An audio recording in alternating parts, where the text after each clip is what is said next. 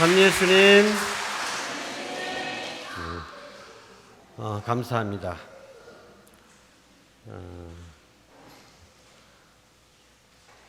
본당 신부로서 성령 묵상회를 하면서 직접 강의를 맡아서 한다는 것이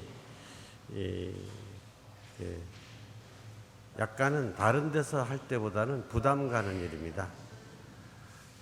그런데 더구나 이번 네 번째 강의 성령을 받으려면 이 주제는 다른 강의하고는 또 틀려요. 1, 2, 3 강의는 하나님의 사랑에 대해서 그분이 얼마나 좋으신 분이신지, 그분이 얼마나 놀라운 분이신지 그분께 찬양을 드리면 되거든요. 그런데 네 번째 강의는 조금 성격이 다릅니다. 인간 편에서 우리가 어떻게 해야 되는가, 이걸 설명하는 거거든요.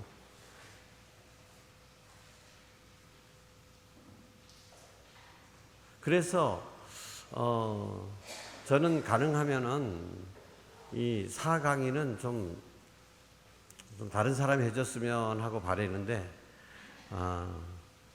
이번에 다른 신부님들하고 시간을 이렇게 좀 조절을 하다 보니까 이것이 비었어요. 그러면 이건 내가 해야 되겠다 하고 이제 하는데, 준비하는데 다른 때 강의, 다른 과를 준비하는 것과는 영 기분이 틀립니다. 그냥 부담이 많이 되죠. 그런데 그래서 여러분들께 먼저 기도를 부탁하고 싶습니다. 제가 신부돼서 얼마 안 됐을 때인데 브라질에 그 성령 묵상회 봉사하러 가게 됐어요.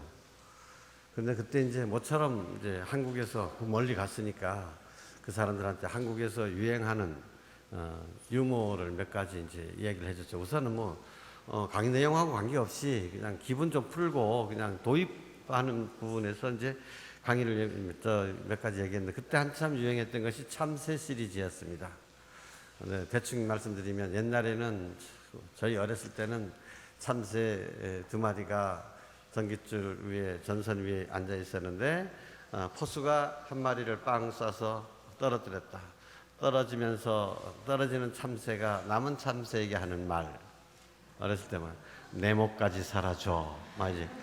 그래도 그때는 낭만이 있었잖아요. 그런 게 있었는데, 그때 한참 유행했던 최신 시리즈는 뭐냐? 딱 한 마리가 떨어졌어. 떨어지면서 하는, 포수한테 하는 말. 우선 남한 참새과. 세태가 그만큼 이제 더 사나워지고 있다. 이제 이런 얘기를 하는 건데, 그 다음에 또 한 얘기가 뭐냐면 질긴 년, 독한 년 이야기였어요.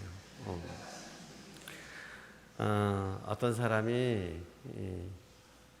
참 이 남편이 지지리도 못난 인간이라 능력이 없어. 근데 그러니까 남편을 믿지 못하니까 이 부인이 열심히 일해가지고 그래 드디어 지하실 그 월세방에서 단독 주택을 하나 마련을 했어요. 10년 만에. 그랬는데 딱 죽었어. 딱 죽으니까 얼마나 기분 좋겠어요. 이제는 단독주택 주인에 맞는 이제 새 마누라를 구했어. 근데 이 마누라는 더 억척 같은 마누라야. 그래가지고 딱 돈을 벌고 집을 사는데 4층짜리 빌딩을 금방 사네. 그러고 집을 산 지 6개월 만에 딱 죽어버렸어. 그러니까 뭐라 그랬게? 멋진 년. 그래서 자기 이제는 4층 빌딩 주인이 된 거잖아요. 그래서 거기에 어울리는 또 와이프를 맞았어. 그랬는데 이 와이프가 더 억척 같아. 그래가지고 63 빌딩을 다 구하는 거라. 근데 63 빌딩 구하자마자 1년 만에 죽어버렸다. 그래서 뭐라 그랬냐? 질긴 년 그랬던 게. 앞에 여러분들은 센스가 없어서 잘 몰라. 앞에 여자는 몇 개월 만에 죽었다고? 6개월 만에 죽었는데 제가 1년 만에 죽었으니까 질긴 년 그랬다는 거예요. 그 다음에 뭐 더 했는데 그러니까 얼마 만에 죽으니까 독한 년 그랬다고 그러고. 근데 그 얘기는 그냥 웃자고 그냥 한 얘기였어요. 지금 대한민국에서 이제 이런 게 유행하고 있다. 그러고 이제 강의를 했는데 피정이 다 끝나고 난 다음에 이제 체험 발표 시간이 있습니다. 그랬는데 한 자매가 눈물을 흘리면서 고백을 하는 건데 뭐냐면 저는 저 임신부님이 독한 년, 질긴 년 얘기를 했을 때 저는 그 말씀을 듣고 회개했습니다. 어쩌고 한 얘기했는데 그 말에 회개를 하다니. 그 말을 듣고 야 나는 멋진 년도 못 되고 독한 년도 못 되는데 질긴 년도 못 되면서 그러면서 우리 남편을 이렇게 내가 비난하고 원망하고 그렇게 살아왔구나. 여러분 이제 찬미 할렐루야 하는 겁니다. 찬미 할렐루야 한번 해보세요. 찬미 할렐루야.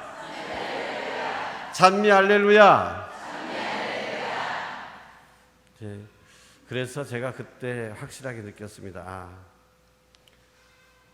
여러분 이 말을 듣고 이 부분에는 감동해야 됩니다. 이 부분은 박수가 나와야 되고 이 부분은 여러분 그냥 눈물을 팡팡 흘려야 되고 찬미 할렐루야가 나와야 됩니다. 이거는 내 생각이고 하느님께서는 다른 방식으로 일하신다. 정말 내가 그런 말을 했는지도 모르는데도 그 말씀을 가지고 주님께서는 그 영혼 안에서 역사하실 수 있다라는 것입니다.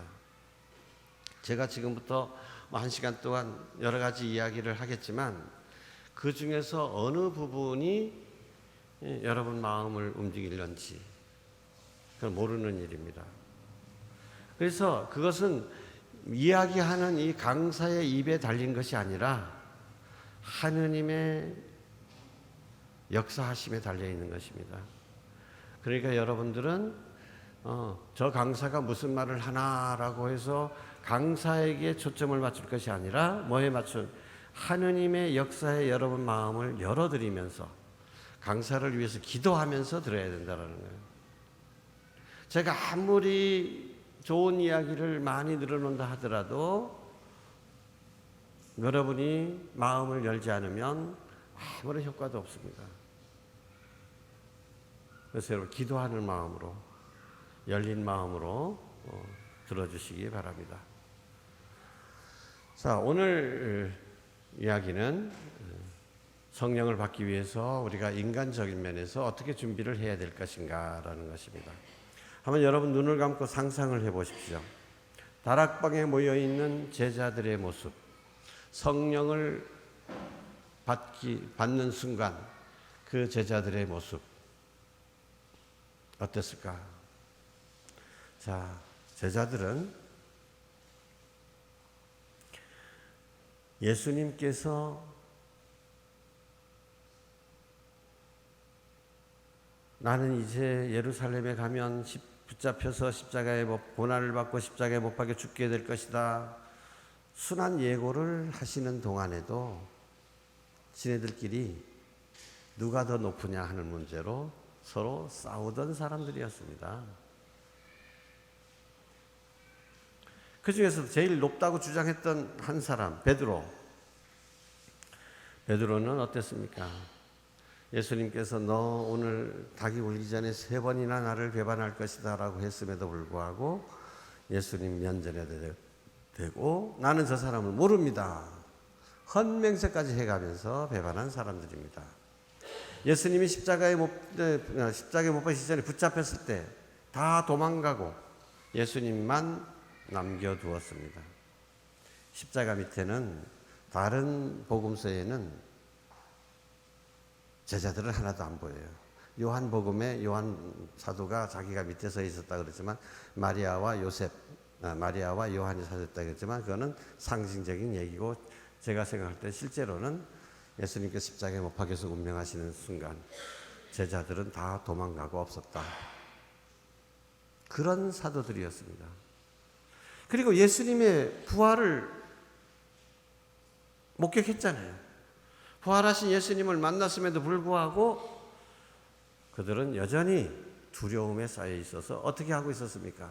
다락방에 모여서 문을 닫아 걸고 숨어 있었습니다.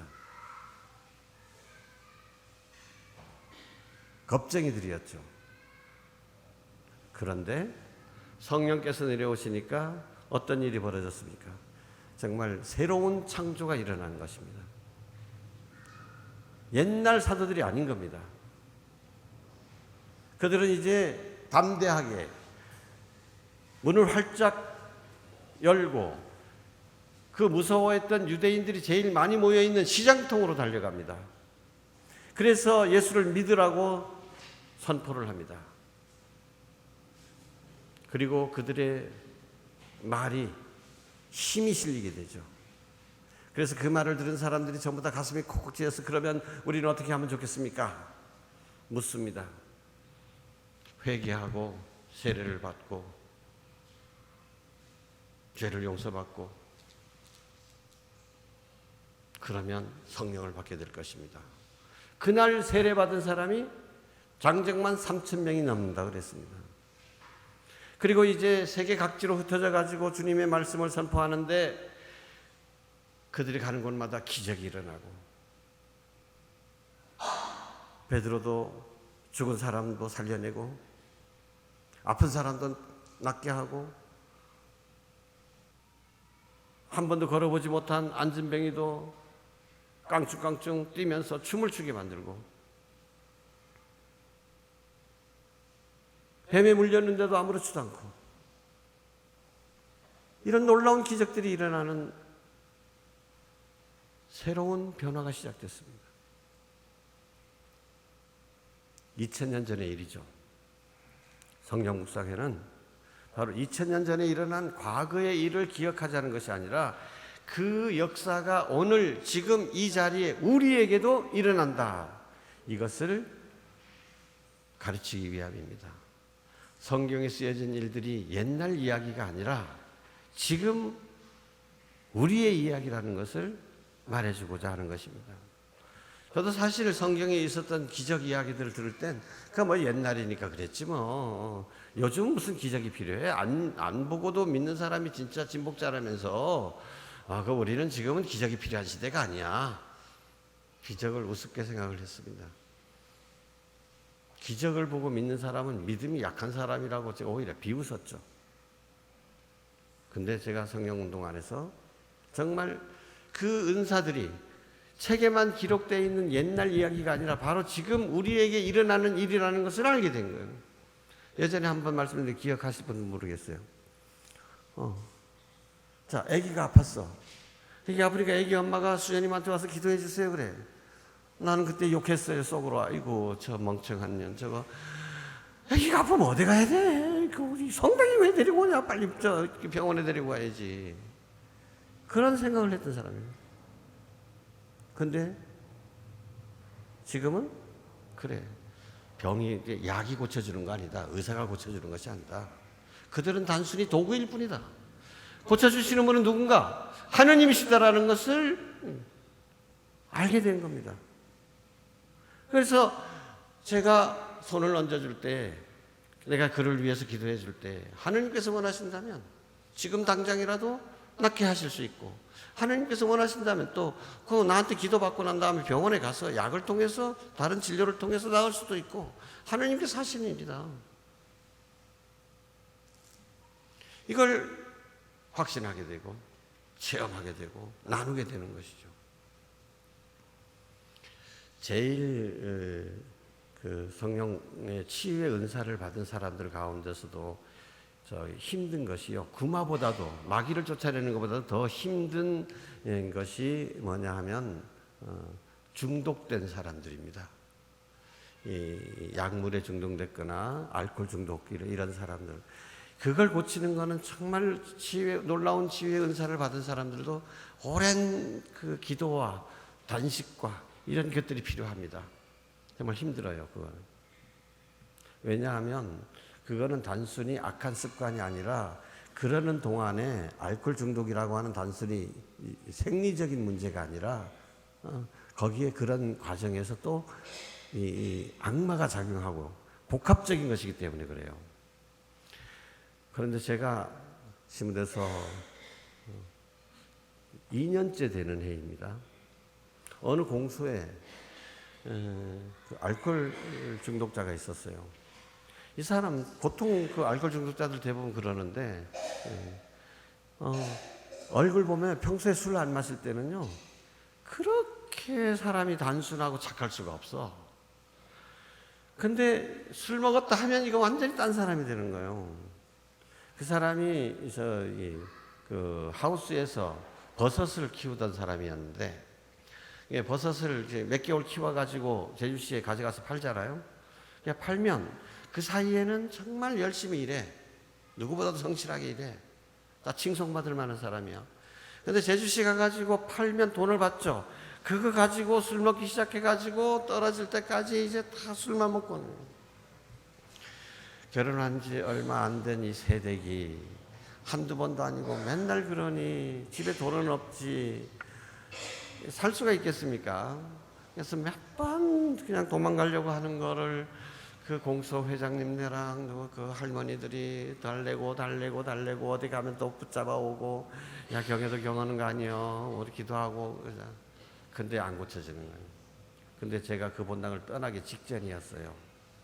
그런데 와서 그 공소의 마지막 미사를 하러 갔는데 기도해 달라는 겁니다. 근데 상황이 어떻게 돼버렸냐면 이 사람이 자기가 이제 술 먹었으니까 술 먹으면은 어떤 현상이 일어난다는 걸 알고 야, 나 이게 그 술을 먹기 시작하면 바로 철사로 묶어. 절대 풀어주지 마. 너 풀어주면 너 죽어. 자기도 자기 나름대로 그 상황에서 벗어나고자 하는 거죠. 그래도 이제 일단 술 먹기 시작하면 한도 끝도 없이 된다라는 걸 알고 자기 그러니까 이 부인은 시키는 대로 술 한 잔 먹기 시작하니까 술 먹고 자니까 얼른 철사로 기둥에다가 묶어놨어요. 그냥 한참 자고 난 다음에 깨고 나니까 어떻게 합니까? 이거 온갖 욕이란 욕은 다 해가면서 뭐 죽인다 살린다 해가면서 이거 빨리 안 풀어? 근데 풀면 죽여볼 게로 뭐. 그 예수님이 이제 또 이러지도 못하고 저러지도 못하고 나한테 달려온 겁니다 그때. 어떡합니까? 가보니까 그 사이에 이거 아픈지도 몰라요. 이제 알코올 중독이 되니까 피가 그냥 이게 쩔처럼 묶고 났으니까 이게 피 범벅이 돼 있어. 정말 인간이 그때 정말 무력감이지. 도무지 아무것도 어쩔 수도 없는 상황. 내가 정말 그를 위해서 아무것도 해줄 수 없구나. 우리가 할 수 있는 건 뭐예요? 기도밖에 없는 거예요. 근데 사실 저도 믿음이 약하니까 야 이런 사람이 내가 기도한다고 될까? 어쨌든 우리가 할 수 있는 건 기도밖에 없으니까 같이 모여가지고 그걸 기도를 했어. 그리고 저는 이제 또 본당으로 돌아와야 되니까 돌아와서 그 다음날 빠이빠이 신자들에게 하고 다른 본당으로 왔죠. 그리고는 사실 또 새 본당 갔으니까 뭐 가면 잊어버렸어요. 어떻게 됐는지. 바로 그 해 여름이었어요. 여름에 꾸르실려 그때 가니까 그 자매님이 꾸르실려 받으러 온 거야. 이거 웬일이냐 그러니까 사방 어떻게 됐어요? 아이고 그때 신부님 기도해 주시니까 싹 나왔습니다 이거.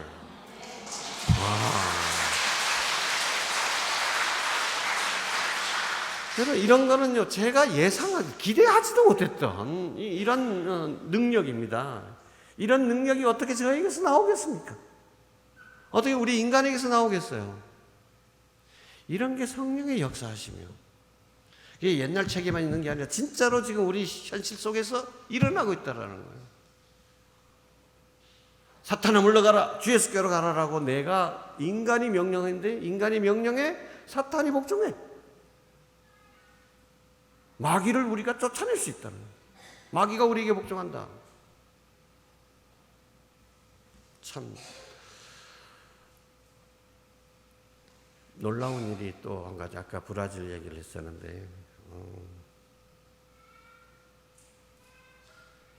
어떤 분이 상담을 왔어요.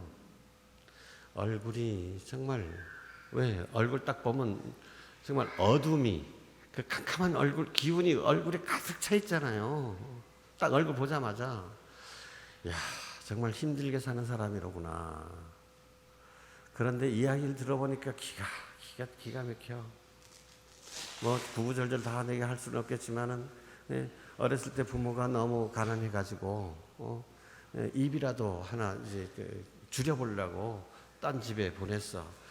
그 집에서는 우리 집에 보내면 내가 공부도 잘 시켜주고 뭐 이렇게 그렇게 했는데 학교 갈 시간 되니까 뭐 식모로 부리기만 하면서 일이나 시키면서 학교 갈 시간 되니까 또 때가 되니까 학교도 안 보내주고 그래서 자기도 왜 학교 보내주세요 자꾸 이렇게 얘기하니까 이거 그냥 안 되겠구나.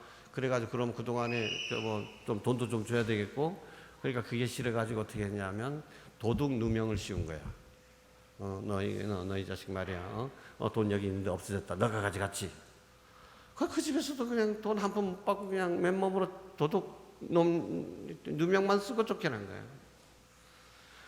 그래가지고 갈 데가 어디 있는가 뭐 어렸을 그 기억을 찾아가지고 고향집을 찾아가 보니까 어머니 아버지는 어디 다른 데로 또 이사가고 없고 천의 고아가 됐죠. 그러면서 그 당시에 그 어려운 시절 60년대를 그렇게 살려 그러니까 얼마나 힘들었겠어요.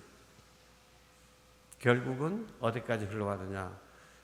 저기 부산에 저 항구 옆에서 몸 파는 여자가 된 거예요. 근데 그러면서 심수녀님을 만나게 됐어요. 수녀님이 걔한테 걔가 정말 새로운 삶을 살고자 하는 그런 마음이 있다는 것을 알고 그러면 너 어디 저 외국에라도 좋은 남자 만나서 이 한국에서의 과거를 다 잊고 갈래? 그런 기회가 있다면 가겠다. 그 당시에 그 외국 이민들 갔는데 처녀들 많이 찾았으니까. 그래서 자기 과거를 숨기고, 그죠? 그리고 결혼을 했는데, 결혼을 해서 남편도 좋은 사람 만났지만은 뭐가 문제야? 예전에 이 남편이 잘해주면 잘해줄수록 더 남편한테도 미안하고, 또 자신에게 잘못했던 사람들에 대한 원망, 부모님에 대한 원망, 자신의 삶에 대한 원망, 이런 걸로 가득 그 상처로 그동안 정말 얼마나 많은 상처들이 있었겠어요. 가득 찬 거야. 그리고 얼굴에 그게 드러날 수밖에 없죠. 근데 같이 기도하고 그랬는데 한 5분 기도했나? 같이 손잡고 기도하고 안수해주고. 여러분, 그 얼굴이 천사처럼 밝아집니다. 이럴 수가 있구나. 사람이 이렇게 달라질 수도 있구나. 그 양반도 얼마나 기쁜지. 이제 완전히 이제는 주님 안에서 자기가 거듭 태어났으니까 예전에 자기는 이제 더 이상 옛날에 자기가 아니다라는 거죠. 주님께서 나를 새롭게 창조해 주셨다. 이런 확신에 대해서 확신이 들고 감사하고 그래가지고 정말 제가 떠나는 며칠 후에 떠나게 되는데 비행장까지 나와가지고 뭐 온갖 좋은 것들을 막 선물 싸가지고 와가지고 감사합니다 그러는데 저는 그때 그 양반은 물론 뭐 나를 통해서 주님께서 역사하신 거죠. 그건 제가 하는 일은 하나도 없죠. 그냥 그런데 정말 주님께서는 이런 도구를 통해서 도구가 문제가 아니라는 거죠. 뭐 운동선수가 뭐 무슨 뭐 빠따를 탓하냐 무슨 뭐 화가가 무슨 붓을 탓하냐 이런 말이 있죠. 하느님께서는 어떤 도구를 사용해서라도 당신이 원하시는 일이라면 하실 수 있다라는 그거를 계속해서 성령 안에서 제가 체험을 하게 되는 거예요.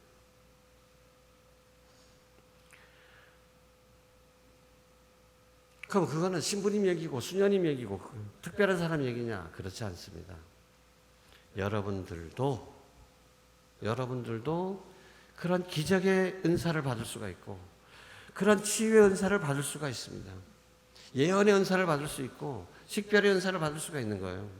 그건 모르는 일입니다. 하나님께서 우리 공동체를 위해서 필요하다면 누군가에게 그런 은사를 내려주십니다. 여러분 안에서 정말 사제보다도 더 큰 구마의 은사를 받을 수도 있죠. 또한 성령께서 맺어주시는 여러 가지 열매들 그 열매들을 받을 수가 있어요. 제가 신부가 됐을 때, 저 지난번에 한번 말씀드렸죠. 소개 강의할 때 말씀드렸나? 저는 사제 성수에 대해서 확신이 없었던 사람이에요. 신품 받기 직전까지도. 근데 성령 세미나 가서 그때서야 비로소 이야, 하느님께서 나를 신부 만들려고 얼마나 애쓰셨는가, 그게 주마등처럼 쫙 펼쳐지는 거야. 근데 나는 하느님이 나를 사제로 불러신지 안 불러신지 뭐 그런 상태였거든요. 하느님께서 그걸 나를 그렇게 사제로 키워주셨다라는 건 미꾸라지처럼 빠져나가려고 하는 놈을 붙잡고 해가지고 그렇게 돌봐주셨다는 것을 저는 느끼지를 못했던 거예요. 그러니까 친구들이 제일 놀라는 것 중에 하나가, 야, 너가 성령운동하냐? 성령운동 반대에 선봉에 섰던 제가 성령운동하면서 지금 세계를 안가본 데 없이 돌아다니고, 이게 기적 아니겠습니까? 저는 처음에 신부 될 때 선배들 얘기를 들었죠. 선배들이 죽을 때 제의 입고 죽게 해달라고 천미사 때 기도를 한다 얘기를 들었어요. 나 속으로 웃었어요. 에이씨, 저것들 영어 공부도 안 했나? 고등학교 1학년 때 그 메들리 3일체 영어책에 보면 Boys be ambitious 이것도 나오는데 말이야. 참 야망을 가져야지. 신부 되면서 천미사 때 나 신부로 죽게 해주십시오 뭐 이런 기도하냐? 난 이런 좀 독수리 같은 큰 비전은 없더라도 뭐 좀 이런 사제가 되게 해주십시오 뭐 이렇게 기도해야지. 속으로 그런 얘기를 듣고는 좀 비웃었어요. 근데 신부가 돼서 이렇게 저렇게 지금까지 살아왔는데, 지금 35년이 지났는데 지금까지 사실 돌이켜보면 참 내가 아직도 신부로 살고 있는 것이 기적이구나 할 정도로 정말 시련, 어려운 유혹들이 많습니다. 지나고 나니까 이제야 보이는 거죠. 정말 사제로서 살아가기가 그렇게 쉬운 일이 아닙니다. 뭐 이제는 환갑도 훨씬 넘으신지 뭐 옷 벗을 일은 없을 것 같지만은 그래도 혹시 압니까 또? 모르는 일이에요. 정말 그렇게 사제로 살 수 있다는 것만으로도 큰 은총이로구나. 근데 예전에는 만약에 내가 성령운동을 몰랐고, 그래서 거기서 정말 하느님의 사랑을 내가 깨닫지 못했더라면은 어떤 신부가 됐을까? 어떤 신부가 됐을까? 그 생각하면 어떤 때는 정말 끔찍합니다. 제가 그 독일에서 제일 심각한 욕, 제일 못된 욕이 뭐냐? 우리는 뭐 쌍욕 뭐 그러는데 제일 못된 욕이 뭐냐면, 에이구 너 영감받지 못한 신부나 되어라, 그런 말이랍니다. 넌 그 우리말로 번역하기가 좀 그러겠네. 넌 inspired, 성령의 감도를 받지 못한, 성령의 인도를 받지 못하는 신부가 되어라. 자, 이거 뭐예요? 맨날 강론은 해야지, 미사는 드려야지, 거룩한 말은 해야지, 거룩한 척은 해야지. 그거 한두 시간도 아니고 하루 이틀도 아니고 일생을 그렇게 산다는 게 얼마나 비참하냐 이거예요. 사실 저도 그런 꼴이 될 뻔했죠. 그럼 성령운동 안에서 내게 확신을 못 가졌으면, 이거 신부 되는 게 맞나, 이거 신부 이 길이 내가 맞는 길인가 아닌가, 확신도 없고, 그죠? 그리고 또 제 인생사에서 또 가장 의미 있는 일 중에 이제 하나인데, 제가 그래도 여기서 한림초등학교를 졸업하고, 근데 중학교, 고등학교는 저 대구의 소신학교를 가고, 그 다음에 광주 대신학교를 졸업하고 이랬잖아요. 근데 우리 초등학교 졸업할 때도 제가 교육장상을 받았으니까 수석 졸업한 거예요. 중고등학교 다 수석 졸업하고, 대학교 들어갈 때도 수석 입학하고, 그리고 뭐 그때는 선배들 후배들 할 것 없이 그냥 내가 뭐 시험 봐서 몇 점 받으면 뭐 신기록 세웠다 그러고 뭐 이러고, 그러니까 다른 사람들이 다 나를 천재라고 했습니다. 저건 천재다 그래서.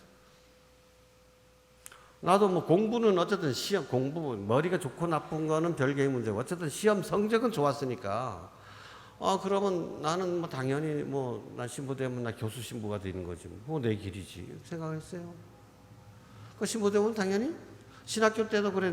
저기 유학을 갈까 말까 보낼까 말까 하다가 그럼 뭐 재직이 오니까 뭐 그러면 신부 되고 보내지 뭐 그러고 그렇지 그럼 뭐 몇 년 뒤에 신부 돼서 가지 뭐. 당연히 내가 그런 코스인 줄 알았어요.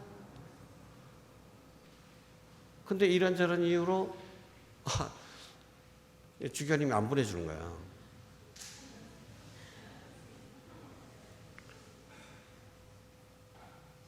그러니까 그렇게 점점 시간은 공부할 갈 때 점점 시간 늦어지고, 그래서 어디 뭐 저기 신학교 학장 신부님 와가지고 너 지금 뭐 하고 있냐? 그러면 내가 우리 학교로 불러줄까? 교수 신부 할래? 뭐 이래도 학교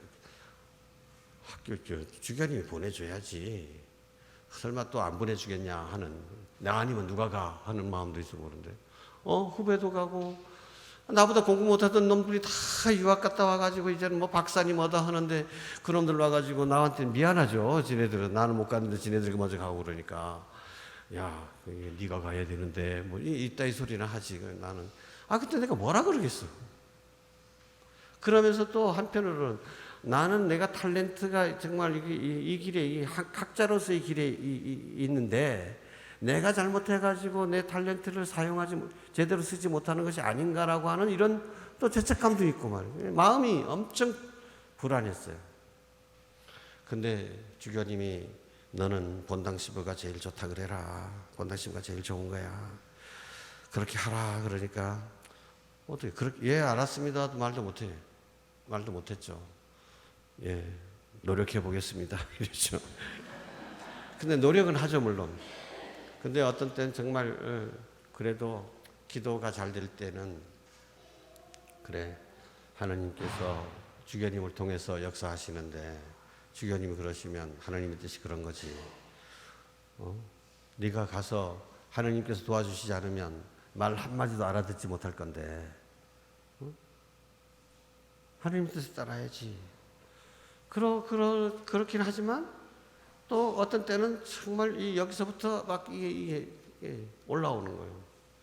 근데 신부돼서 몇 년 후에야 비로소 이제 여러분 나중에 또 얘기할 기회가 있을런지 모르지만은 사제 수도자들을 위해서 아주 특별한 은사를 받은 브릿지 맥켄나라고 하는 수녀님이 계셨어요. 미국 수녀님인데 이 양반을 한번 모시고 전국에서 우리 성자 수도자 세미나를 하는데 이 양반한테 제가 기도를 받았는데 그 양반은요 어떤 은사를 갖고 있냐면 말도 안 통하잖아요. 우리는 지금 상담하고 뭐 그렇게 하라 그러는데 그분은 또 그럴 시간도 없어. 딱 그냥 가면 당신은 좀 앉고 있고 무릎 위에 성경이 있어. 성경 위에다가 딱 손을 얹고 있는데 우리가 딱 가서 앉으면 그 양반이 비전을 보는 거야. 어떤 환시를 봐. 그 환시를 이야기해 주는 것뿐이야. 근데 본인은 그냥 보이니까 보이는 거 얘기하는 것뿐이에요. 근데 나 들어갔는데 뭐라고 하느냐 하면 그 양반이 신부님이 지금 아기 예수님이 성전에서 가르치고 있는 모습을 보고 계십니다. 그런데 예수님이 나를 바라보시면서 따라오라고 하십니다. 그런데 신부님 뒤에 다른 사람들을 보면서 아이고 저 사람 나 가불면 저 사람들 어떻게 걱정하고 있습니다. 예수님께서 말씀하십니다. 걱정하지 말고 따라오너라. 그러면 내가 네 안에서 내가 가르치고 있다는 것을 알게 해주겠다. 그 비전을 딱 보는 순간 그게 바로 나의 상황이었거든요. 그 말씀을 딱 듣는 순간에 그동안에 나의 미래에 대해서 이런 저런 개인적인 꿈 이런 데 대해서는 정말 눈 씻은 듯이 깨끗하게 사라져 버렸어요. 그때부터 참된 그래서 제가 그 성령께서 맺어주시는 열매에 대해서 이야기할 때 사랑, 기쁨, 평화잖아요. 세 번째 평화에 대해서 얘기할 때 이 얘기를 합니다. 정말 나는 정말 이건 인간적인 노력으로 아무리 해도 아이고 주견이 말씀이니까 들어야지. 그 어떤 회개, 안 보내주는 게 어떤 회개, 그냥 본당심으로서 잘 살아야지. 그렇지만은 그게 인간적으로 그게 눌러가지고 그 평화가 이루어지겠습니까? 어떤 심리 상담을 통해서도 이룰 수 없는 일이었어요. 이건. 근데 그 환시를 딱 들려주는 순간에 제 마음에 정말 성령께서 주시는 평화가 내린 거예요. 그 열매가 나한테 맺힌 거예요. 그래서 신부님들도 그렇고 신자들도 그렇습니다. 여러분 보시기엔 어떻습니까? 여러분 본당 신부가 좀 패라운 사람입니까? 좀 까칠한 사람입니까? 그런 얘기 안 듣잖아요, 나는. 그건 참 무난하고 신자들한테 그래도 다 잘해주려고 그러고 화 잘 안 내고 이런 얘기 듣죠.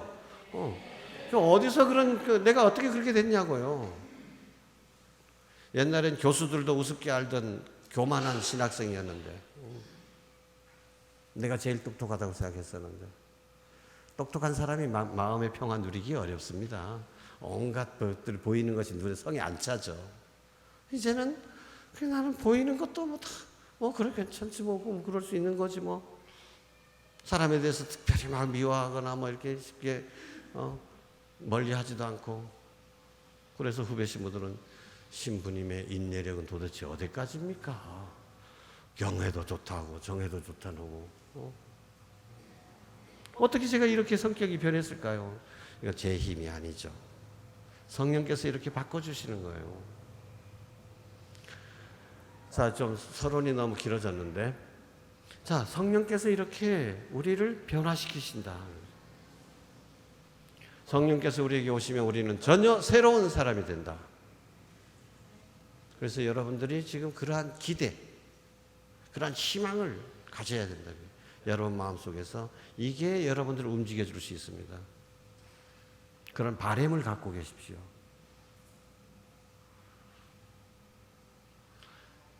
그래서 이제 우리가 그러면 어떻게 성령께 협조해 드릴 것이냐라고 하는데, 자, 제일 첫 번째 페이지 139쪽을 한번 펴보십시오.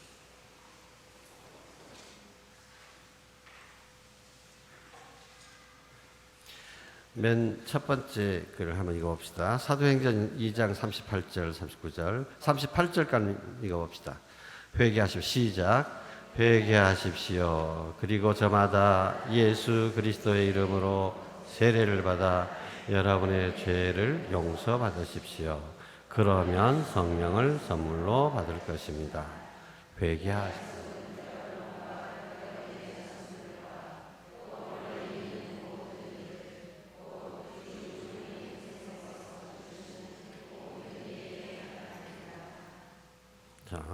자, 회개, 이것이 바로 성령을 선물로 받기 위한 첫 번째 조건이다.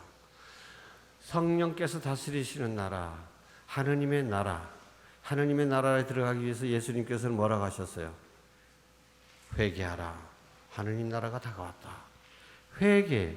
근데 이 회개라는 말을 들으면요, 우리 신자들은 네 죄를 네가 알렸다라고 하는 이 추상 같은 재판관의 음성처럼 들립니까? 그러니까 회개하라는 말 들으면 기분 좋아요, 나빠요? 회개하라는 말 듣고 기분 좋은 사람 손 들어보세요. 정상적인 사람도 아니지. 병원에 가기 일보 직전인 것 같아요. 근데 회개하라는 말을 듣고 인간적으로만 생각하면 당연히 내 죄를 지적하는 것이고 나를 탓하는 것이고 나의 어두움을 드러내는 것이기 때문에 싫습니다. 그러나 이건 인간적인 면을 넘어서야 된다. 회개는 그런 나를 단죄하고 비판하고 질책하는 이런 것이 아니라 바로 나를 당신의 나라로 초대하는 초대장이다라는 초대장이다. 우리 집에 와라, 내 품에 와라라고 하는 말씀을 다른 말로 하면 회개하라는 말이야. 그러니까 회개라고 하는 말은 정말 축복의 말씀이요, 감사해야 될 말씀이에요. 우리 집에 오더라, 나랑 같이 살자, 이 얘기거든요. 왜 거기서 사니? 왜 그렇게 사니? 그렇게 살지 말고 나랑 같이 살자. 이게 회개하라는 말입니다. 그러니까 회개하라는 말씀을 들으면 주님께 정말로 감사합니다라고 해야죠. 내가 뭔데 그냥 그렇게 살게 내버려 두지 않고 나를 당신께로 초대해 주시는가? 그 이유는 당신이 바로 우리 아빠, 아버지시기 때문에 우리가 그렇게 어둠 속에 헤매는 것을, 그렇게 비참하게 사는 것을, 지가 얼마나 더러운데 뒹굴고 사는 건지도 모르고 어둠 속에서 그렇게 살고 있는 우리, 이게 너무 애처롭기 때문에 우리에게 당신의 빛을 비춰주셔서 우리가 얼마나 어둠 속에 살고 있는지 이걸 보여주시고, 자 이제 그 길에서 벗어나라라고 하는 것이 바로 회개라는 얘기입니다. 그래서 일단 우리 회개라고 하면, 자 우리 자신의 삶을 예수님의 빛에 비추어서 살펴볼 필요가 있다. 자,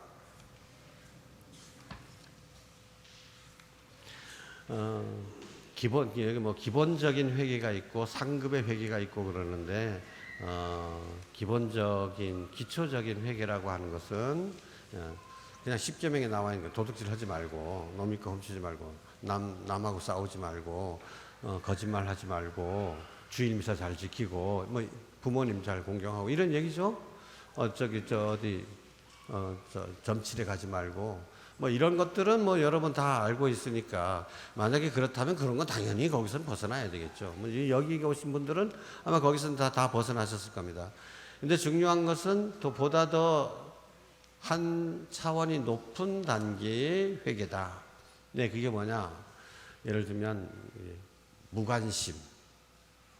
여러분, 지금 제주도에 그 6개월 노 비자기 때문에 외국인들이 많이 오고 있다는 얘기 알고 계시죠? 근데 그 중에 많은 사람들이 불법으로 체류하려고 온죠. 근데 불법 체류가 아니고 사실은 먹고 살기 위해서, 자기네 나라 땅에서 살기 어려우니까, 그래도 여기 대한민국에 가면 그래도 돈 좀 벌 수 있다고 하니까 돈 벌기 위해서 이거 온 거 아닙니까? 자기 식구들 먹여 살리려고 온 거 아닙니까?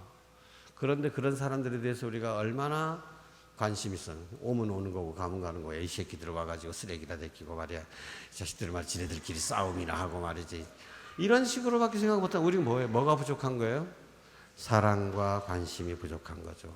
그들에 대해서 무관심한 거죠. 그죠? 이번에 예멘에서 200명이 왔습니다. 예멘이라는 나라가 어떤 나라냐? 전쟁이 나가지고 지네들끼리 지금 뭐 갇혀 있어가지고 그냥, 우리 6.25 사변을 생각해 보십시오. 여기 와서 폭격하고 저기 와서 폭격하고 병원 다 때려 부수고 먹을 것도 없고, 이런데 이 사람들이 운 좋게 그런데 좀 있는 사람들 같지만은 비행기 타고 우리 제주도까지 왔어. 그래서 거기 우리 고향 땅은 고향 전쟁이 일어나서 우리는 전쟁 난민입니다. 우리를 한국에서 받아주십시오 하고 난민 신청을 지금 하고 있어요. 그래서 지금 받아줄지 안 받아줄지 모르지만은, 우리 그런 사람들에 대해서 관심 왔나 보다, 신문에서 그랬나 보다, 그런 거, 이런 게 우리 무관심이죠. 죽든 살든 우리하고 관계없는 일이다라고 생각하는 거예요.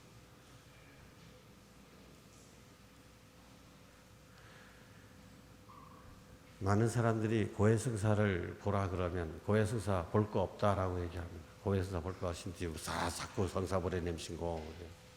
여러 가지 이유가 있죠. 우선 자신이 영적인 눈이 뜨이지 못했기 때문에 그럴 수 있습니다. 어둠 속에 있으면 자기가 얼마만큼 더러운지 티가 안 나니까. 제가 검은 옷을 좋아하는 이유 중에 하나, 더러워도 티가 잘 안 난다. 흰 옷을 입으면 어떻게? 한 하루만 돌아다녀도요, 흰 옷은 금방 어디 저 차에 잠깐만 부딪혀도 여기 그냥 먼지가 그냥 금방 드러나죠. 어둠 속에 있으면 자기의 죄를 잘 모른다는 거죠. 그러니까 죄가 뭔지도 모르고, 내 죄 뭐 있어, 나만큼 살라 그러지 뭐, 내가 먼저 지었나, 이렇게 되는 거고. 근데 그런 사람들이 아닐지라도 고해성사, 자기가 죄가 별로 없다라고 생각하는 사람들은 기초적인 것만 생각하는 겁니다. 내가 무슨 남한테 뭐 잘못한 거 있나? 내가 무슨 뭐 딴 살림 차렸나? 내가 남한테 해 끼친 거 없다? 나 주임사 안 빠지고 잘 했는데, 이만하면 내 죄 없는데, 이렇게 생각하는 거예요. 이게 기초적인 것만 생각하니까 그런 거예요. 근데 적극적으로 물어보면요. 그러면 당신 사랑을 얼마나 실천하셨습니까? 사랑? 생각도 안 하고 산 사람이잖아요. 무슨. 기도 얼마나 했죠? 그거 꼭 해서 됩니까? 기초적인 단계를 우리는 넘어서야 된다.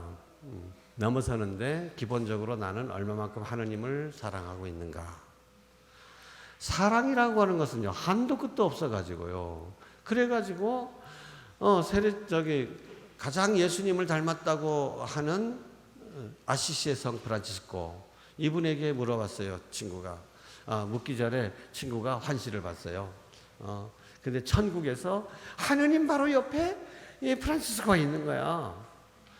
그 환시를 보고 난 다음에 천사에게 물어봤죠. 아니, 우리 사부 프란치스코가 그렇게 덕이 뛰어난 거는 알겠는데 그래도 그렇지 천국에서 제일 높은 자리에 가 있을 수가 있냐? 그때 천사가 하는 말이 그는 세상에서 가장 겸손한 사람이기 때문에 그렇다. 대답을 들은 거예요. 그리고 환시에 깨어났어. 도대체 무슨 그렇게 겸손한가?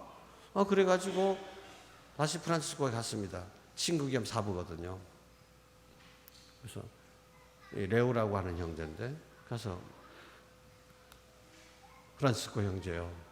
그대는 내가 친구로서 정말 솔직하게 대답해 주기를 간청하는데 스스로를 어떻게 생각하는가? 됐든 생각도 안 해보고 나야 세상에서 가장 가련한 죄인이지요.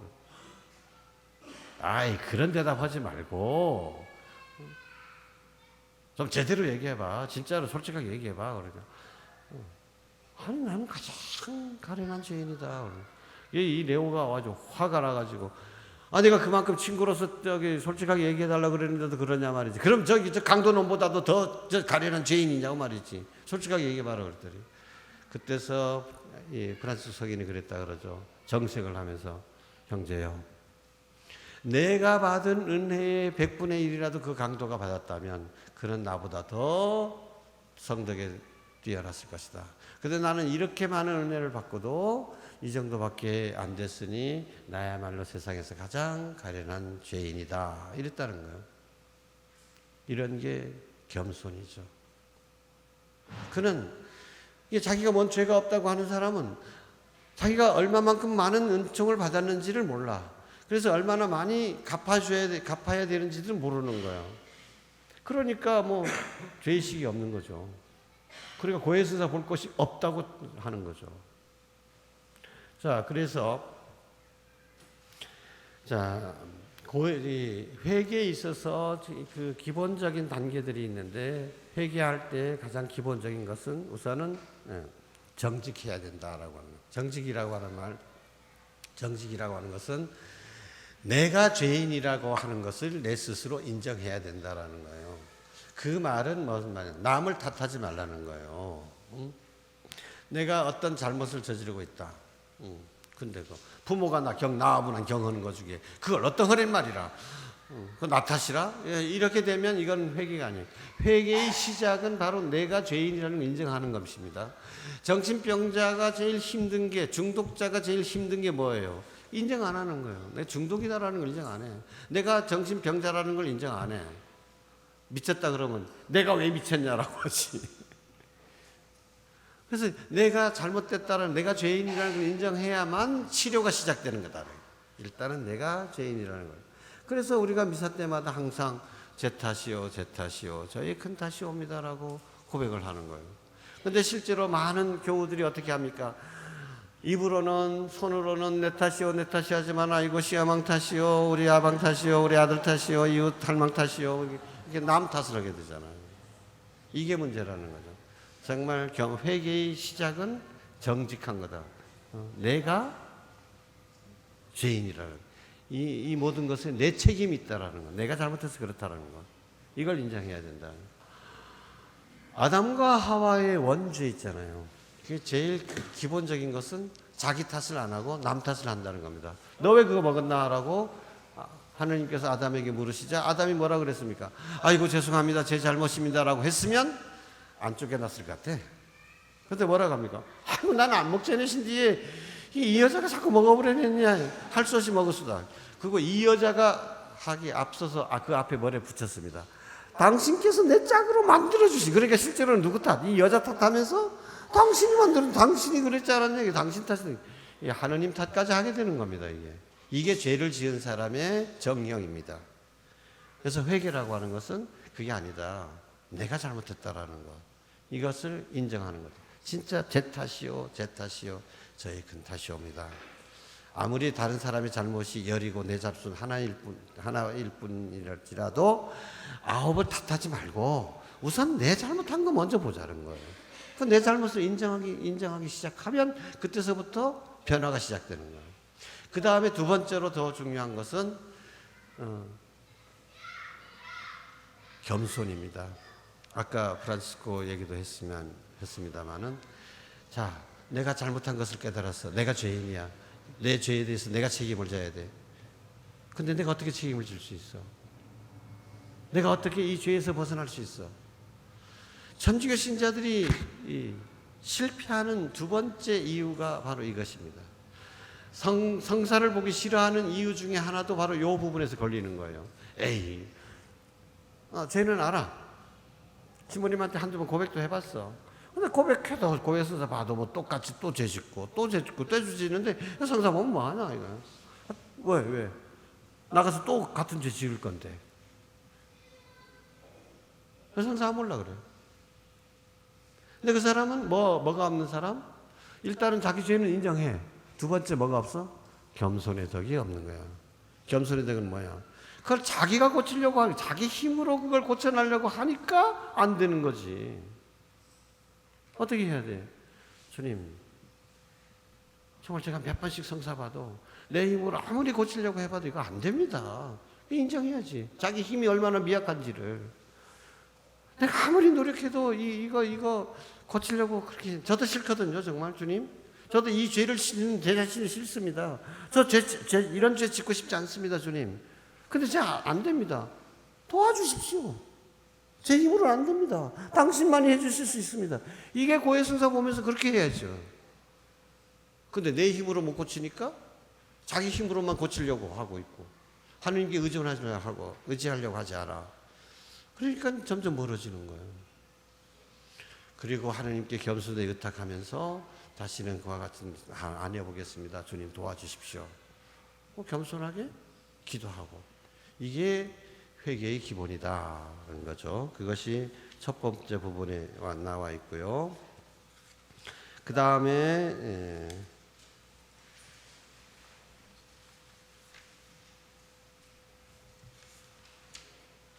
자, 149쪽 펴주십시오.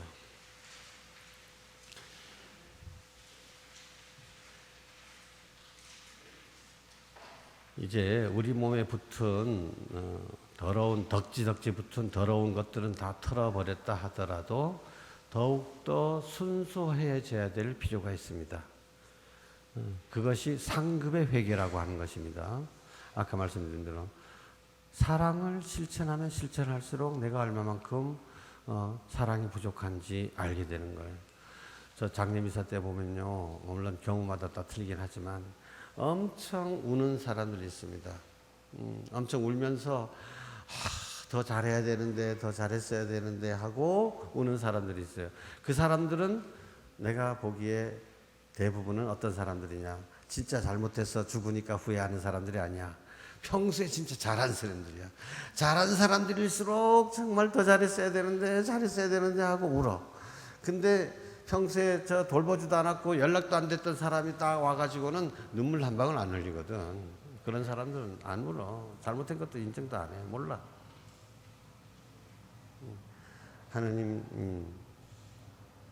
하느님께 우리 사랑이 부족한, 그 사랑을 많이 하는 사람일수록 더 내 사랑이 부족하다는 것을 깨닫고 더 절실하게 회개를 하게 된다라고 하는 거예요. 자, 그래서 그런 면에서는 우리가 점점 더 하느님께 가까이 가면 가까이 갈수록 우리들의 부족함을 더 느끼게 되고 우리가 얼마만큼 비참한 죄인인지를 더 인식하게 된다. 그래서 하느님께만 더 매달리게 된다. 이게 회개하는 사람들의 은총입니다. 그래서 149쪽을 한번 우리 같이 한번 읽어봅시다. 하느님과의 관계 성찰, 이게 중요한 부분이 같이 읽는 거예요. 자, 1번 나의 삶에서 하느님보다 첫 자리를 차지하고 있는 것은 없는가? 자, 1번. 자,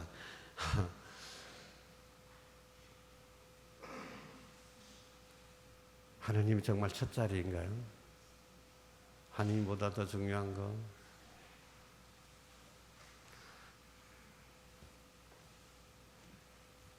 딱 한 가지, 부모님들을 자녀가 공부 못하는데, 야, 마귀가 딱 나타나가지고, 야, 너 성당 다니지 마.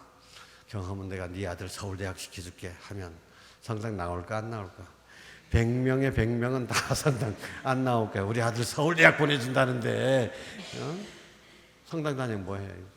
누가 첫 자리? 자식이 첫 자리인 거죠. 또 거꾸로, 야, 너 지금 돈 때문에 그렇게 어려운데, 야, 내가, 그러면 이번에 로또 복권 이제 30억 모였더라. 30억짜리 로또 당첨시켜줄게. 성당 나가지 마. 그러면 내가 30억. 무슨 얘기야? 그렇게 단숨에 끌어버릴 수 있을까? 또 아픈 사람들. 마귀가 너 아픈 거 내가 깨끗하게 낫게 해줄게. 그래서 너 하느님 믿지 마. 이럴 때 어느 게 첫 자리인가 정말? 하느님이 첫 자리인가? 모든 것 위에? 내 생명보다도 더 위에 있는가? 부끄럽죠. 자, 2번 같은 내용입니다. 같이 읽어봅시다. 하느님께 지녔던 첫사랑을 버림으로써 하나님이 나를 짝사랑하도록 하지는 않았는가? 자, 세 번째, 하나님을 머리로만 믿는가? 마음으로 믿고 따르는가? 4. 하나님의 말씀을 5.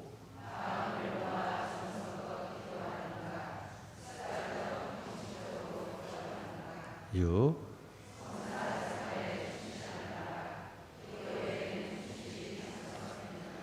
기도회 요거는 나중에 나올 겁니다. 그 다음에 7.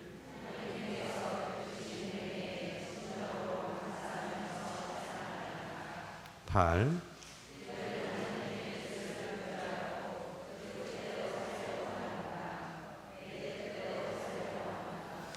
여기에 10점 만점에 다 체크를 해보십시오. 10점이 만점이라고 그러고 나는 8점, 9점, 5점, 1점 한번 해보십시오. 정말 우리가 너무도 비참한 죄인이라는 것이 드러날 겁니다. 진정으로 감사하며 살아가는가? 감사할 일 있어서 감사하주게 그러지. 무슨 감사할 일이 있어요? 이런 게 우리 생활이에요. 평소에 정말 감사하는 마음이 별로 없잖아요. 그죠? 밥 먹을 때 정말 성호 긋는 거 정말로 성호경 그을에는 난 습관적으로 그거지는 은혜로 내려주시는 하지만 진짜로 은혜로 내려주시는 믿지도 안 하고 나 돈으로 나 종 사먹는 거 주신 게 생각하지. 정말로 그거 하느님께서 주신 게 진짜 감사하면서 살아가는가? 자식들이 커가는 모습을 바라보면서 정말 하느님께서 키워주셨다고 감사하는가? 파란 하늘을 바라보면서 저 하늘을 볼 수 있게 해주신 분이 하느님이시다. 감사하는가? 아니, 파랑하다, 뻘공하다라고 하기는 하더라도 그거 하느님께 감사할 줄은 모르고 살아가는 게 우리들이잖아요. 이 부분에 대해서 10점 만점에 우리 몇 점쯤 주겠어요? 5점이나 줄 수 있을까요? 이런 면에서 이렇게 다 이렇게 해보면 그 다음에 이웃과의 관계 성찰하고 그 다음에 자신과의 관계도 성찰해보면 야, 우리가 정말 빵점 인생이다. 이 부분에 대해서는 이게 회개하게 된다는 거죠. 그러면 우리가 비참한 죄인이라는 것을 알게 되면 하느님께 매달리게 되죠. 그죠? 매달리는 간절한 마음이 되면 저절로 기도하게 되는 거예요. 그죠? 기도 안 나올 수가 없는 거예요, 그러면. 그래서 그 맹인이 예수님께 부르짖었듯이 주님 저에게 자비를 베풀어 주십시오. 그리고 나병 환자들이 예수님께 와가지고 주님 저를 깨끗하게 해주십시오라고 했던 것처럼 우리 마음속에서 저절로 그런 기도가 나올 수밖에 없게 된다라는 거죠. 자, 그 다음에 믿음에 대해서요. 믿음을 청해라 라고 하는데 오늘 복음에도 남았죠. 너희가 기도할 때 너희가 이미 받았다고 생각하고 믿고 기도하면 다 이루어진다라고 했습니다. 그런데 제가 말씀드리고 싶은 이 믿음은 어떤 믿음이냐 하면 미리 받았다고 생각하는 감사의 믿음. 여러분 기도할 때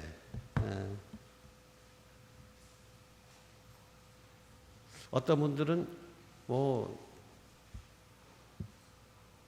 백마고지 전투하듯이 내가 이것을 이루기 위해서는 엄청 열심히 지향을 세우고 9일 기도, 54일 기도, 이렇게 100일 기도 이렇게 해야 된다.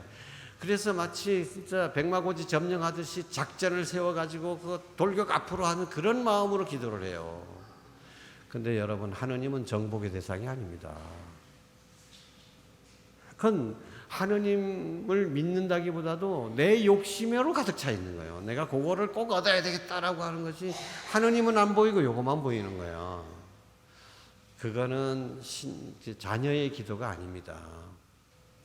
기도할 때는 그래서 그런 작전 계획 세우지 말고 어떤 사람들을 막 이런데 신앙 간증할 때 보면은요, 내가 이렇게 기도를 했더니 내가 새벽마다 일어나서 아침에 2시간씩 기도하고 이렇게 단식 기도했더니 하나님께서 내 기도 들어주십니다. 이게 다 엉터리입니다. 이게. 그런데 혹하지 마십시오. 그런 얘기 들으면 내 기도가 안 들어주는 건 나가 기도 간절하게 안 해보나 나 탓이로구나 하고 그렇게 해야 되죠. 나 자신에게 돌아오게 되죠. 그러나 자녀들의 눈길은 어디에 쏠려야 되는가? 아버지께 쏠려야 된다라는 거예요. 회개도 역시 마찬가지입니다. 지금 아까 부족한 점들을 우리 살펴보려고 했지만은 우리 자신이 어두운 점을 살펴보라고 그랬지만은 그 어두움을 살펴보는 것도 하느님의 빛으로 살펴보라는 거지 내 눈으로만 바라보면 안 되는 거예요. 그 어두운 면을 내가 얼마나 부족하고 비참한 죄인인지를 가르쳐 주시는 것은 하나님께서 나를 거기서 끄집어내기 위해서 하나님의 사랑의 업적이라는 거예요. 나를 질책하기 위한 것이 아니라 아이고 너는 이렇게 못난 이로구나 하고 비난하기 위한 것이 아니라는 거. 회개를 잘못하게 되면요, 자기 비난, 자아 비판 이것으로 끝날 수 있습니다. 그러니까 어떻게 돼? 오히려 나는 못난 이로구나 생각하니까 더 마음의 활력이 기쁨이 사라져버리고 자기만 비난하는, 자기 자신도 싫은데 세상 사람들 다 싫은 거야. 그러니까 다른 누가 뭐라고 칭찬해줘도 칭찬도 제대로 받아들이지 못하고 좋은 일을 했더니도 뭔가 꿍꿍이가 있겠지. 자꾸 이런 식으로 비뚤어진 시각으로만 세상 모든 것들을 바라보게 돼요. 그래서 어떻게 되냐. 아까 브리지 맥켄나 수녀님 얘기를 했는데 이 브리지 수녀님의 그 환시 중에 이런 게 나옵니다. 자기가 어디 텐트 하나를 치고 있었어요. 그런데 어디 캠핑장에 가서 텐트 치고 있었는데 저기서 웬 청년이 오는데 보니까 예수님이야. 하고 예수님이 지금 나한테 오고 있어. 이거 큰일 났다 이거예요. 자기 생각이 큰일 났어. 왜? 예수님 오시면 지금 나 텐트에 오면 나 브라자도 걸려있고 내 양말도 걸려있고 큰일 났다. 그래서 이거 막 얼른 그냥 막 거두어가지고 근데 예수님이 텐트 안에 들어오셨어. 예수님이 앉으셨는데 아이고 예수님 오셨는데 난 저것도 지워야 될 건데 저것도 지워야 될 건데 브릿지야, 너는 왜 텐트에 구멍 난 거, 그 텐트에 버려진 다른 것만 바라보고 있느냐? 나를 바라보아라. 이 환시 내용입니다. 자, 여러분들이 성령을 받기 위해서 우리 자신을 바라본다 그랬죠. 근데 그것은 나 자신만 바라보게 되면 예수님은 성령을 선물로 주시고자 하는 하느님을 잊어버리고 여러분의 부족한 점만 바라보게 되면, 예수님을 내 텐트 안에 모셨는데 예수님께서 뭐 내 텐트가 얼마나 더러운지 몰라서 오셨습니까? 다 알고 계시죠. 그런데 예수님은 안 바라보고 자꾸 마당만 바라보고 저 구멍 뚫린 거 저기 쓰레기만 바라보고 있다는 거예요. 그러면 안 되죠. 그죠? 예수님 섭섭하게 해드리는 거죠. 그래서 우리가 우리 자신을 바라보더라도 하느님의 빛 안에서 바라봐야 된다는 거죠. 하느님께서 깨우쳐 주시는 거다. 목적이 있다. 그것을 깨우쳐 주실 때는. 왜? 더 나은 당신 사랑의 세계로 우리를 초대하기 위한 것이다. 이 전제가 항상 있어야 됩니다. 이걸 잊어버리면 단순한 자아 비판에 불과하게 되는 거죠. 그런 자아 비판은 우리를 평화가 아니라 환멸로, 자기 환멸로 이끌게 되는 것입니다. 우울증으로 이끌게 돼요. 아니면 시니컬, 뭐라 하죠? 또 빈정되고 좀 이런 사람들이 있죠. 매사에 좀 냉소적이고 그렇게 우리를 이끌어갈 수가 있습니다. 아까 또 믿음에 대해서 우리가 믿음이 얼마나 부족한지 이 점에 대해서는 우리가 뭐 이미 다 알고 있습니다만은 믿음에 대해서는 꼭 그렇게 또 기도를 해야 된다. 우리 믿음이 부족하니 저희를 도와주십시오.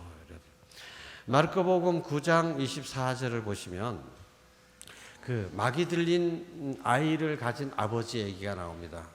근데 이 아이가 막 불 속에도 들어가고 막 물 속에도 들어가고 난리 법석을 치우는데 힘은 또 얼마나 센지 장정들이 막 붙잡으려고 그래도 도저히 붙잡지도 못하고 쇠사슬로 묶어놔도 쇠사슬도 다 끊어버려. 이 아이가 막이 들렸어. 그래서 예수님의 제자들이 사도들이 가서 기도를 했는데도 그 마귀를 쫓아내지 못했습니다. 그래서 예수님께 오시는 예수님 뭐 좀 우리 아이 좀 살려주십시오. 제자들한테 부탁했는데 제자들도 못합니다. 그러니까 예수님께서 한탄하시면서 뭐라고 한탄하세요? 왜 이렇게 믿음이 부족하냐? 믿음이 부족하냐? 믿음이 부족하기 때문에 기도빨이 없는 거야 이거. 너무 심한 그 강한 마귀를 보니까 사도들도 이거 뭐 우리가 기도해서 이렇게 힘센 마귀는 우리도 이게 잘 못 쫓아내겠는데 이런 마음이 들어버린 거죠. 자기네들이 하는 걸로 생각했기 때문에 그래요. 하느님을 믿어야 되죠. 그래서 예수님께서 너는 할 수만 있다면 제 아이들을 고쳐주십시오 하니까 할 수만 있다면이 무슨 말이냐? 너는 그것을 믿느냐? 그랬어요. 그러니까 그때서야 그 아버지가 무릎을 꿇고 고백을 합니다. 주님 믿습니다. 그러나 제 믿음이 부족하오니 도와주십시오. 우리 이 자세를 가져야 돼요. 우리 믿음은 부족합니다. 이 믿음을 누가 채워줄까요? 믿어야지. 이게 자기 최면 걸 일이 아니라 겸손히 기도해야 돼.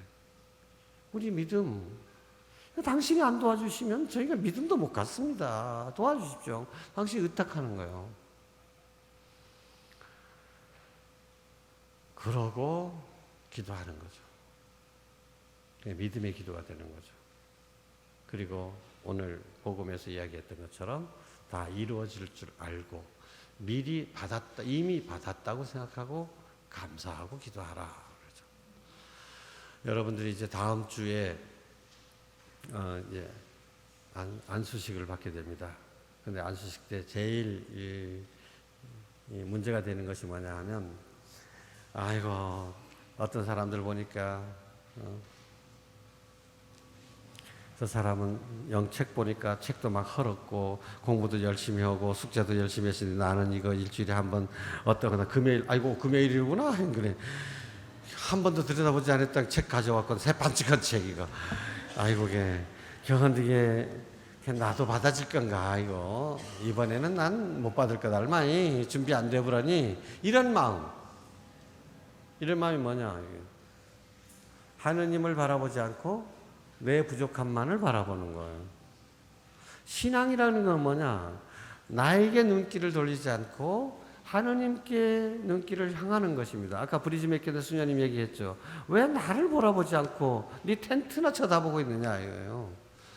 우리의 부족함을 바라보죠. 예수님께서 텐트 안에 들어오신 건 뭘 말하는 겁니까? 우리 텐트를 고쳐주시려고, 우리 텐트를 깨끗하게 해주시려고 온 거잖아요. 텐트 구경하러 온 거 아니잖아요.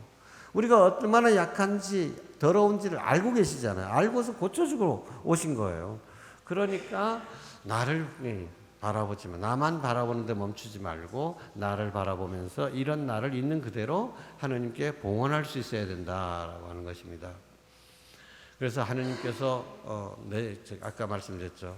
나의 비참함, 나의 부족함을 깨닫게 해주신 것은 나를 고쳐주시기 위함이다. 그런 은혜를 주시려고 그렇게 고쳐주신 거다. 그렇게 믿고 기도해야죠. 그래서 준비가 안 됐다고 생각하시는 분들, 제가 준비가 부족하오나 주님께서는 모든 것이 다 가능하오니 주님 이렇게 부족한 저도 당신께서는 얼마든지 은총으로 채워주실 수 있으리라 믿습니다. 주님 저에게 자비를 베풀어 주소서. 그러면 하나님이 안 되임만 난 이번에는 이러실까? 안 그러시거든요. 주님 그래도 집 나간 아이도 돌아오면 밥 주지 않을수가, 잔치도 해주지 않을수가, 나도 이제 집에서 밖에서 돌아와신 뒤 난 송아지까지 원하지 않았구나. 나 그냥 집에 받아주십시오. 이렇게 해봐. 그러면 송아지 안 줄까? 아이고, 송아지도 다 해주지. 그렇게 매달리는 마음, 당신께서 이렇게 하시면 당신께서는 주실 것이다라고 하는 사랑에 대한 믿음. 이걸 갖고 있으면 그래. 하느님께서 우리 아버지 자비로우신 분이시니 내 기도를 들어주실 것이다. 내 비참함을 내버려 두지 않으실 것이다. 이런 믿음에서 당신을 바라보면 당신께서는 우리의 비참함을 반드시 들어 올려주실 것이다. 사실 믿음이라고 하는 것은요, 우리가 나 자신을 믿어주는 것만도 나 자신에게도 엄청난 힘이 됩니다. 나폴레옹이 뭐 한 얘기 있죠. 나의 사전에는 불가능한 일이 없다. 남들은 다 그 알프스산 못 넘어갑니다라고 했을 때 돌격해가지고 왜 못 넘어가요? 넘어갈 수 있어. 그거 넘어가서 뭐 그렇게 영웅이 됐다 이런 얘기 있죠. 사실 우리 인간 사회에서 자기 스스로에 대해서도 믿음을 가지면 많은 큰 일들을 해낼 수 있습니다. 요즘 심리학에서 강조하는 것 중에 하나, 제일 히트친 과목이 뭐냐 하면 긍정 심리학이라고 하는 것입니다. 요즘 행복학, 행복 심리학, 이런 얘기들이 이제 나오기 시작하는데, 이 긍정 심리학이 맨 처음에 시작은 제가 볼 때는 뭐냐면 노만 필이라고 하는 박사가 쓴 게, 나는 긍정적 사고방식이라는 책인데, 나는 할 수 있다고 나는 할 수 있다고 생각하면 할 수 있다. 여기 대표적인 겁니다. 긍정적으로 생각해라. 할 수 있다고 생각하면 너 할 수 있어. 근데 난 못해 하면 못한다. 실제로 그 사람들은 많은 사례들을 거기서 그 얘기를 하고 있는 거예요. 그래서 이 약 먹으면 나을 거라고 생각하는 사람은 그 약 먹으면 낫고, 이 약 먹어도 안 될 거라고 하는 사람은 그 약 먹으면 죽는다는 거예요. 그런 게 이미 실험으로도 이미 검증이 됐다는 거죠. 자기 자신에 대한 믿음도 그렇게 자기 자신에 대해서 큰 힘을 갖고 있는데, 여러분 부모가 자식을 믿어줄 때 자식이 어떤 기적이 일어나는지 아시지 않습니까? 너는 할 수 있어. 난 너를 믿어라고 하는 말 한마디가 아이들한테 얼마나 큰 힘이 되는지. 너 이 못난이야. 넌 아무것도 못해. 이 멍청이야. 넌 밥충이야. 넌 식사. 이래 보십시오. 애들이 뭐 잘 할 수가 있나? 그렇지. 내가 자식을 믿어줘도 자식한테 큰 힘이 있다는 거 알잖아요. 근데 우리는 누구를 믿는다? 하나님을 믿는 거예요. 인간이 인간을 믿는다는 것도 큰 힘이 있는데, 하느님을 믿는 사람, 나를 믿는 것도 아니고 다른 것들 믿는 것도 아니고 하느님을 믿는데 그 힘, 그 믿음의 능력이 얼마나 큰지 그걸 말 안 해도 다 알 수 있는 거잖아요. 일단 믿어라. 주님께서는 우리가 안 믿을 수도 있는데 믿으니까 예쁜 거죠. 우리를 그렇게 예뻐하시는 거예요. 그래서 우리 보고 믿어라고 하시는 거죠. 자, 그리고 마지막으로 한 가지 말씀드리면, 자, 처음에 우리가 사도들의 모습을, 성령 강림 때의 사도들의 모습을 생각을 해봤습니다. 근데 그때 빠진 것이 있어요. 제가 사도들 얘기만 했죠. 근데 사도들이 누구랑 있었나요? 성모님을 모시고 함께 기도하고 있었다. 그 자리에 성령이 불효 모양으로 내려왔다라는 것입니다. 그래서 성령 운동에서는 성령의 짝이신 성모님을 강조합니다. 사도들의 모우이신 성모님. 사도들이 성모님과 함께 모여서 기도하고 있을 때 성령께서 내려오셨다라고 하는 것은 우리 성모님께서 성령의 짝으로서 우리를 성령으로 채워주시기 위해서 우리를 위해서 기도하고 계시다는 것, 전구하고 계시다라는 것.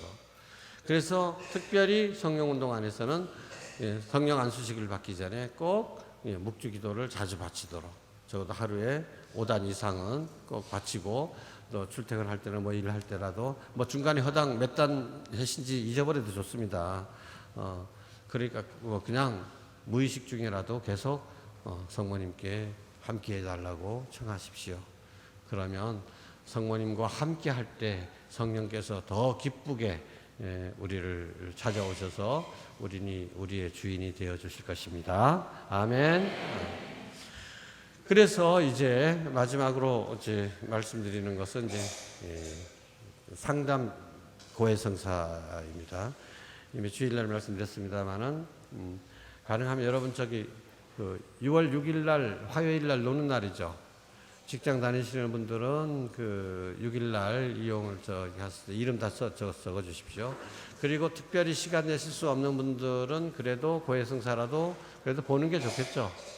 그래도 성령 안수식을 받을 때 그 다음 주일에 오실 때 우선 내적인 준비, 외적인 준비를 얘기를 합니다. 내적인 준비가 사실 가장 더 필요하죠.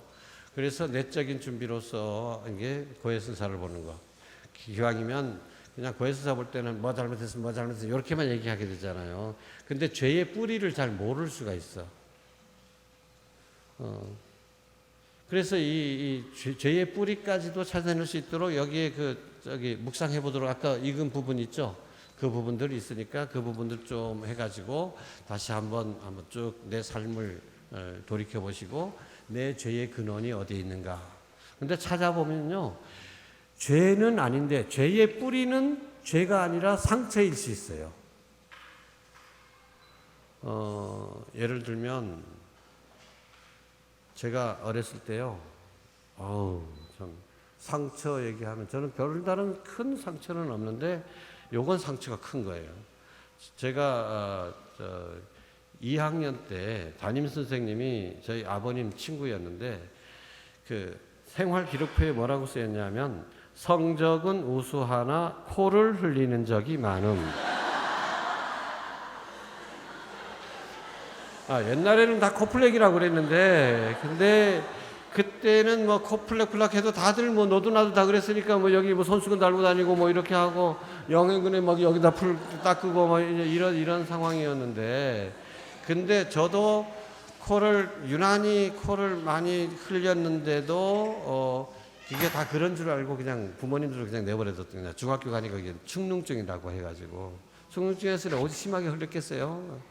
이게 별명이 코플렉이 있죠.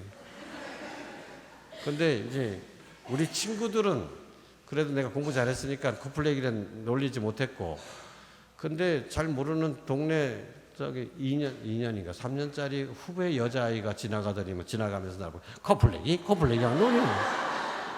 나 걔 얼굴도 지금 뚜렷하게 기억을 해. 상처가 된 거죠, 그죠? 그러니까 여자에 대해서 어떻게 생각해요? 여자는 나를 놀리는 족속들이다. 여자에 대해서 아주 인상이 안 좋죠. 이럴 수 있어요. 어렸을 때 우연한 그 상처가 사물을 바라보고 사람을 바라보는 데 있어서 왜곡되게 할 수가 있어. 만약에 그 여자아이가 제주시에서 이사 온 여자라고 하자. 그럼 제주시 여자들은 다 나를 그렇게 해. 이럴 수도 있잖아요. 이런 식으로 왜곡돼 버린다니까요. 상처가. 그러니까 부모님한테 억울하게 욕먹은 체험들 있죠. 부모님이 누구는 편애하고 나는 뭐 이런 경우들 있죠. 또 어렸을 때 뭐 지역에서 동네 오빠들이 나한테 못된 짓 했을 수도 있고, 이런저런 것들이 이 나의 삶을 속박하고 있어. 그거 죄가 아니잖아요, 그거는. 그런데도 그 상처들이 내 삶을 지배하고 있을 수 있다. 근데 그걸 모르고 그냥 잊어버리려고만 하죠. 근데 그것이 노력을 하는데도 자꾸 뒤에서 뭔가를 붙잡아서 앞으로 못 나가게 만들어. 하느님과의 관계에서도 상처가 있으면 그렇게 됩니다. 옛날에 어렸을 때 신부님한테 욕먹은 사람, 하느님한테 나아가는데 큰 지장이 있죠. 성당 자체에 대해서 부정적인 느낌이 강하게 되죠. 그죠? 이런 것처럼 여러분들도 다 마찬가지로 어떤 상처가 있는데 그 상처들은 그냥 잊어버리려고 노력해왔던 거예요. 상처를 생각하면 아프잖아요. 아프니까 그래서 아프지 않으려고 자꾸 눌러줬던 것들인데, 치유가 근본적으로 안 된 것들이 있습니다. 시간이 지나면서 저절로 상처가 치유될 수도 있지만 치유 안 된 것들이 있을 수 있어. 그래서 떠올려 보면 그거 생각해도, 그 옛날 일을 생각해도 마음이 그렇게 아프지 않고 평화로워. 그러면 이미 치유가 된 거죠. 그런데 그때를 생각하면, 예를 들어서 아까 나 코플렉이라고 놀랬던 여자애 생각하면 아주 괘씸한 거예요. 그럼 아직도 내가 치유가 덜 된 거죠. 그죠? 그러면 아직도 내가 그 영향을 받고 있는 거예요. 그러니까 이런 것들을 상담 시간에 얘기하지, 고해성사 그 짧은 시간 얘기 못 하잖아요. 근데 그런 때 그렇게 얘기를 하면 같이 얘기를 듣고 같이 기도를 하는 거예요. 그런 상처를 치유해달라고. 이런 거는 내적 치유에 속하는 것입니다. 아까 브라질 그 자매님 얘기했죠. 그거 내적 치유의 은사. 그때 내리는 거예요. 그때 체험하는 거예요. 그렇게 가벼워지는 거예요. 삶이 가벼워지는 거예요. 그래서 상담 시간이 굉장히 중요합니다. 그래서 상담을 여러분 가능하면 잘 준비하셔가지고 한 사람 앞에 짧으면 10분, 길면 20분 정도 상담할 걸로 계획을 하셔가지고 준비를 해오셔서 이야기를 상담을 했으면 좋겠고요. 그리고 또 정 시간이 없는 사람들은 그냥 짧게라도 고해성사라도 보고 이렇게 했으면 좋겠습니다. 미사 끝난 다음에 상담하실 분들은 좀 기다리시고, 그다음 화요일하고 수요일 목요일이죠. 그때 성사 보실 분들은 그때 이제 성사 보고, 간단하게 보실 분들은 성사 주고, 그 다음에 상담하실 분들은 그 이후에 좀 기다리셨다가 상담하시면 되겠고요. 오늘 그래서 상담하실 분들을 좀 이름을 적어 주셔야 제가 신부님들을 모십니다. 지금 본당 신부님, 저하고 보좌 신부님하고 예레미야 신부님은 지금 이제 오시기로 돼 있고, 시간에 맞춰서 필요한 시간에 다른 신부님들을 많이 불러야 되니까 여러분 오늘 가시면서 좀 가능하면 빨리 자기 하고 싶은 시간을 좀 적어 놓으셨으면 좋겠습니다. 예, 그것이 내적인 것이고, 내적인 준비를 하면서 여러분 아까 묵주기도 하시라 그랬죠. 가능하면 하루에 묵주기도는 꼬박꼬박 5단 이상은 좀 하셨으면 좋겠습니다. 그 다음에 외적인 준비로서 우선은 옷차림, 성령을 맞이하기 위해서 여러분 내면도 영혼도 깨끗하게 준비를 해야 되지만 밖에 준비하는 것에 따라서 내면도 더 잘 준비될 수 있다라는 것입니다. 여러분 제가 그 예비군 훈련할 때 이렇게 가보면요, 예비군 그때는 대학 교수도 오고 학교 선생도 오고 막 그렇게 하죠. 근데 보면 아무 데서나 예비군복 입을 때는 막 아무 데나 막 오줌 싸. 절대 교수로서 딱 양복 입고 있을 때는 길에서 절대 이래 안 이럴 사람들이거든요. 옷차림이 그렇게 만드는 겁니다.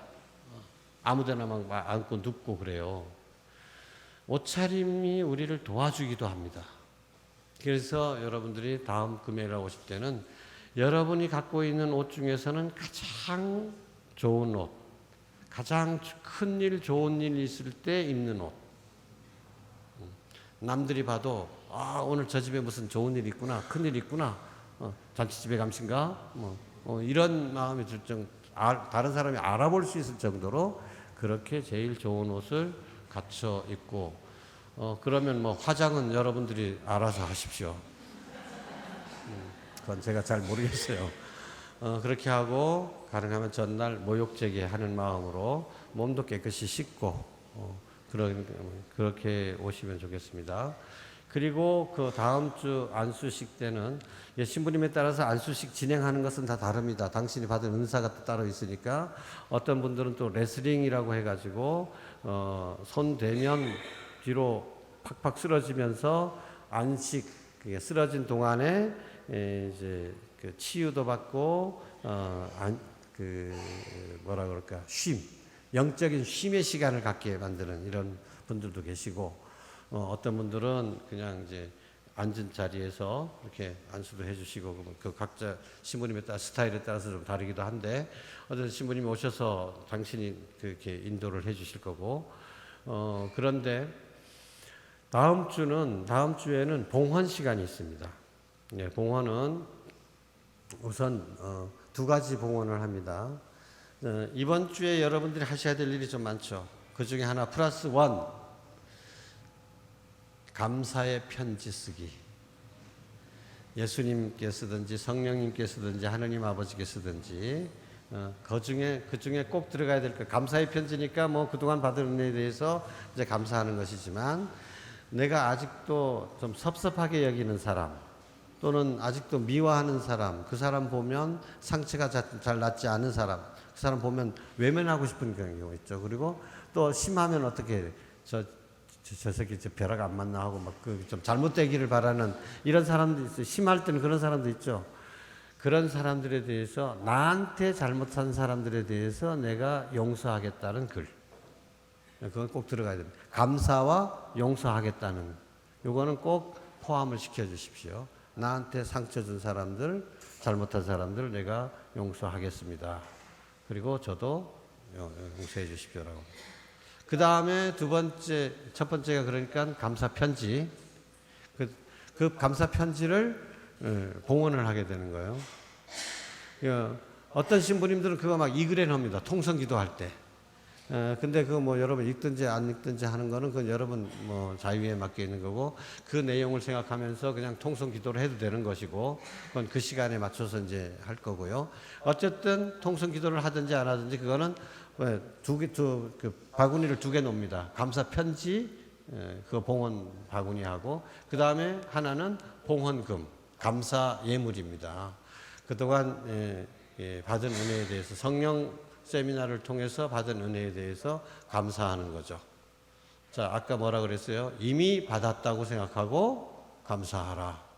그러니까 여러분들이 10,000원어치 감사할 건지 100,000원어치 감사할 건지 그럼 여러분들이 얼마나 받을 거라고 미리 믿고 있는지에 달려있기도 합니다. 그러나 우선 여러분들이 생각해야 되는 일상적으로 우리 성령 세미나 하기 위해서 여러분한테 교재값 5,000원짜리에다가 저기 5,000원 더 받았죠? 10,000원씩 받았죠? 우리 성령 세미나 하기 위해서 이번에 또 육지서 많은 분들 모셨잖아요. 이제 이런 분들 위해서 우리가 비용도 함께 우리가 또 생각을 해야 되겠죠. 뭐 그것도 그렇지만은 그냥 우리가 받을 은혜에 대해서 충분히 감사하는 마음으로 감사 헌금을 정성껏 준비해 주시기 바랍니다. 그래서 각자 봉투로 그래서 다음 주 봉헌 미사 때 다음 주는 참 미사 후에 강의되는 거 아닙니다. 미사 중에 함께 강의도 듣고 강론 때 강의 듣고 그 다음에 안수식 들어가고 안수식 전에 봉헌도 하고 그렇게 됩니다. 그리고 여러 가지 잠깐 뭐 예식 이게 보면 안수식이 어떻게 이루어지는지 이제 여기도 잘 나와 있습니다. 한번 봐주시고요. 지금 시간이 많이 됐네요. 자, 그래 수고들 하셨습니다. 한 주간 동안 잘 준비해서 다음 주에 만납시다.